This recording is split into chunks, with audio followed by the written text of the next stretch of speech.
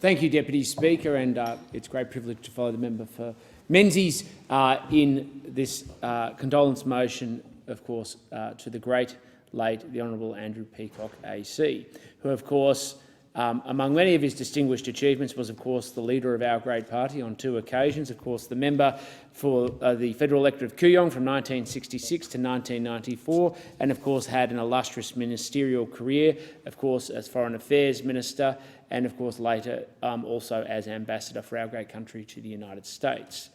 As Foreign Affairs Minister, he was, of course, distinguished in his role, particularly in taking strong stands in defence of free people everywhere. And as the Prime Minister has noted in his press release at the sad passing of Andrew Peacock, he was a distinguished Minister for Foreign Affairs who built deep relationships across the region. He was vocal in his denunciation of the Pol Pot regime in Kampuchea, despising what he called that loathsome regime. He was also critical in discussions on the formation of the independence of Papua New Guinea. So at every point he was a man who understood principle and understood the importance of our common humanity. He also understood the very nature of centralised political systems and the risks that they pose. If you go back, Deputy Speaker, and look at his first speech in the House of Representatives, he made a particular point talking about what was occurring at the time in Vietnam, and particularly the relationship and the objectives of China in the region.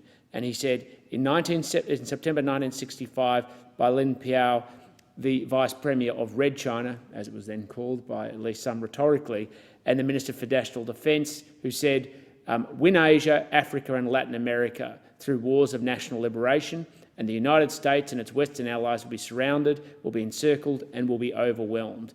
And where is all this to begin? It has already begun, and the place in which it has begun is in Vietnam.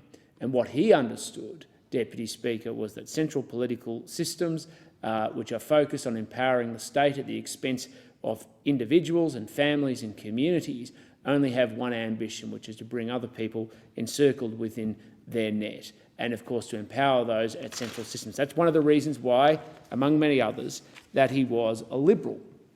Andrew Peacock was a Liberal because he understood the power and the empowerment of the individual and of families and of communities as the ballast against the state, but more critically as the foundation of the success of a nation.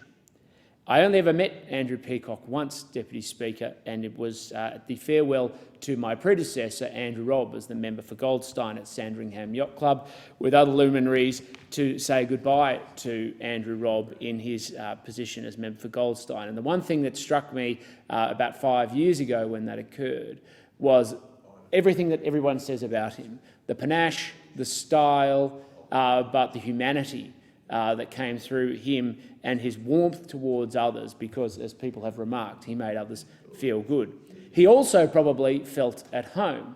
Everybody knows full well that he was, of course, the colt from Kooyong, something that, of course, the present member for Kooyong likes to highlight from time to time, or at least seek to replicate.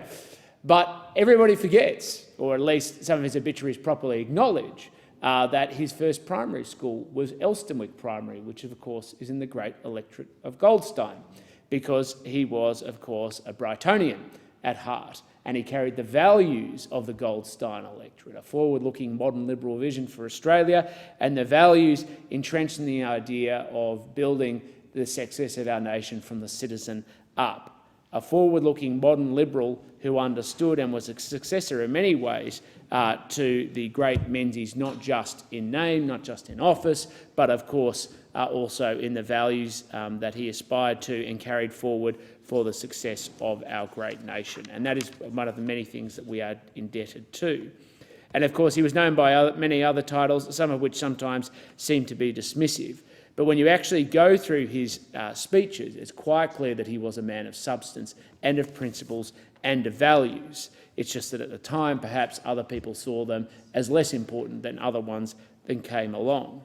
And of course, again, going back to his first speech and again talking about the context of Vietnam, he said at the time that we cannot learn from history unless we are free to learn, and we cannot act upon these lessons unless we are free to act. The question that arises, therefore, is whether our freedom is in danger.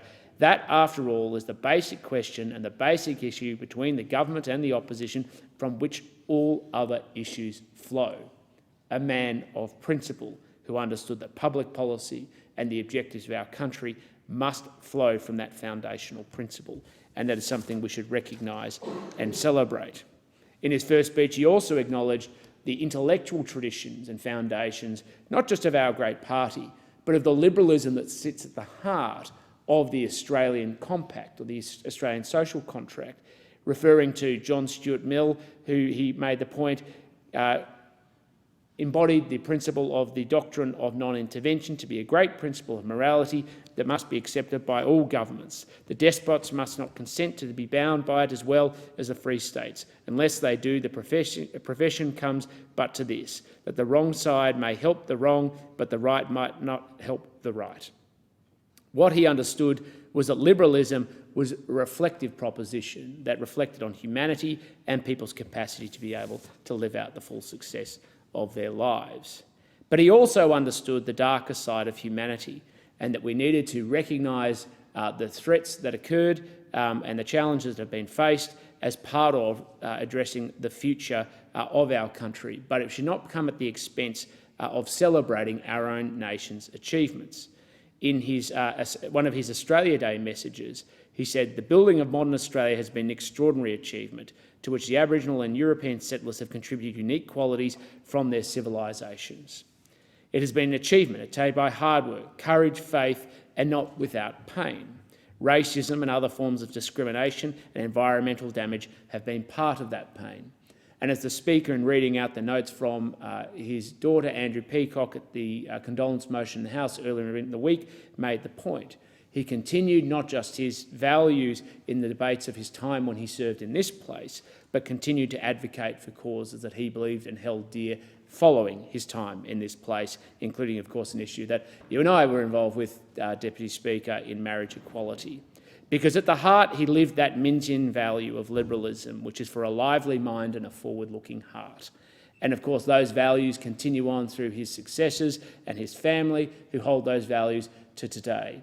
And I see them every day, particularly in his daughter Anne, not just in her Instagram page, living a lively mind and a forward-looking heart, but when she comes and visits the Goldstein electorate, as well, as she often does, and she is always welcome, and we love seeing her at local events. Because she, as well as the rest of the family, continue the Peacock tradition, which they should be so proud. And while the memory of Andrew Peacock will live on in our minds and hearts, it lives on in practice in their values as a family, and we wish them all the best and condolences through this difficult time. Thank you, Deputy Speaker. Goldstein.